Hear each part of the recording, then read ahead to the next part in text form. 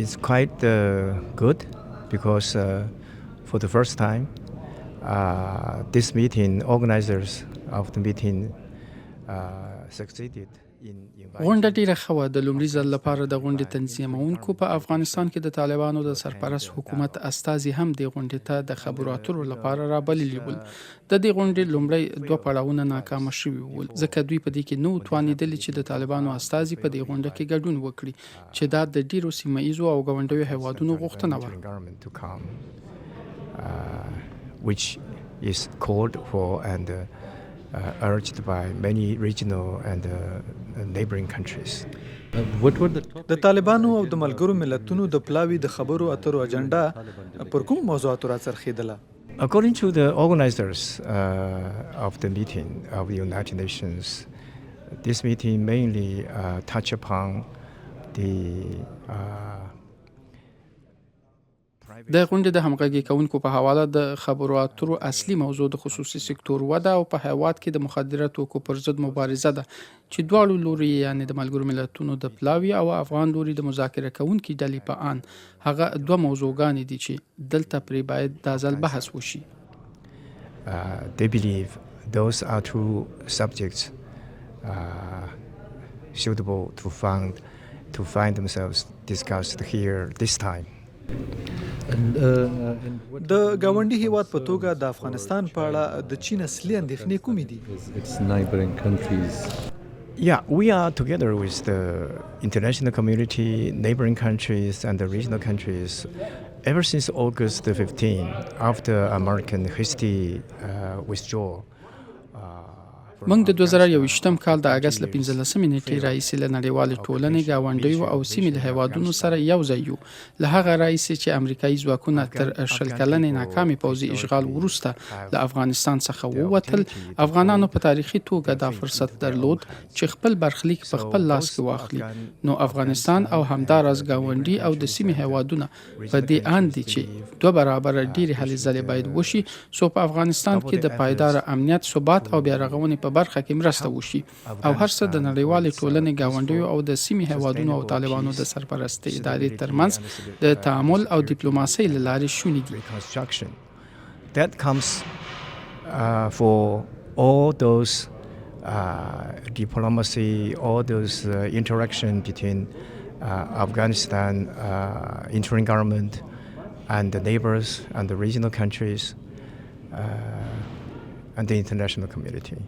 Just one more question, sorry sir, regarding the یو بل پوښتنه د ټول شموله حکومت او همداراز د انجونو د زده کړو په اړه نورو هیوادونو په وار سره اندېښنې څرګندې کړې دي. آیا تاسو هم ورته اندېښنې شریکې کړي؟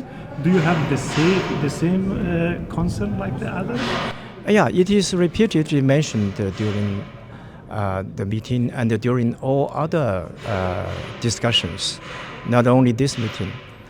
If you look at the international community and the regional and the neighboring countries, خو دا اندېښنې په دې غونډه کې او همداراز په بحثونو کې نه یوازې دلته په تکراري ډول مطرح شوي دي.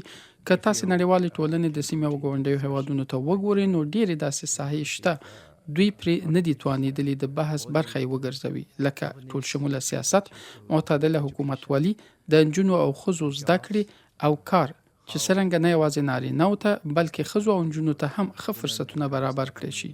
همداراز د بشري مرستو، ترهګرۍ سره مبارزه، اقتصادي همکاري او د بیا رغونې موضوعګانې هغه مهم مسایل دي چې نه یوازې په دې پلیټ فارم کې بلکې په نورو غونډو کې هم مطرح شوي دي.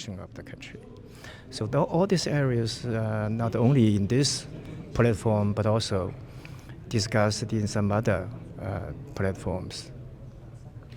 As a last question, both China, Russia and some other central د یوې وروستۍ پوښتنې په توګه روسیه او د مرکزي اسیا نور هیوادونه په دې اړه فکر کوي چې پر طالبانو لګول شوي بندیزونه او یا تور نوملړ لغوه کړي. د چین دریځ په دې اړه څه دی؟ Yeah, I would my impression and I would put this way, many countries call upon the international community to lift for United States. زما پرداش دا ده چې ډیرو هیوادونو پر نړیوالې ټولنې غږ کړی دی چې پر افغانستان لګول شوي یو اړخیز بندیزونه لغوه کړي او په بهر کې پرتې کنګل شوي شتمنۍ یې ازادې کړي، خو تر اوسه داسې څه نه دي په سترګو شوي. نو په دې ترتیب سره یو شمېر ګاونډي او د سیمې هیوادونه او یو شمېر نور هیوادونه وایي چې امریکا متحده ایالات د تیرو 10 کلونو تر ناکام اشغال وروسته د افغانستان د بیا رغونې مسؤلیت لري. After this failed 20 years occupation in Afghanistan, for Afghanistan's reconstruction. Yeah. Although China has accepted Taliban's ambassador. چین که څه هم چې په پیکینګ کې د طالبانو استازي منلې دي، آیا چین د طالبانو د حکومت د یو مشروع حکومت په توګه د پیژندو په اړه هم فکر کوي؟ It is just a normal rotation of our embassy people. دا زموږ د سفارت د کارکونکو چې سفیر هم پکې شاملېږي د تغییر او تبديل د نورمالي پروسې برخه ده. په افغانستان کې زموږ اتباع موجود دي، هلته موږ پانګونې کړي او تجارت لرو، نو غواړو چې له افغانانو سره له دې مشارکت څخه ساتنه وکړو او د دې کار د ترسره کولو لپاره سړی هلته خپلو خلکو ته اړتیا لري. To do it. Yeah. Thank you so much for ډیره مننه. You're welcome.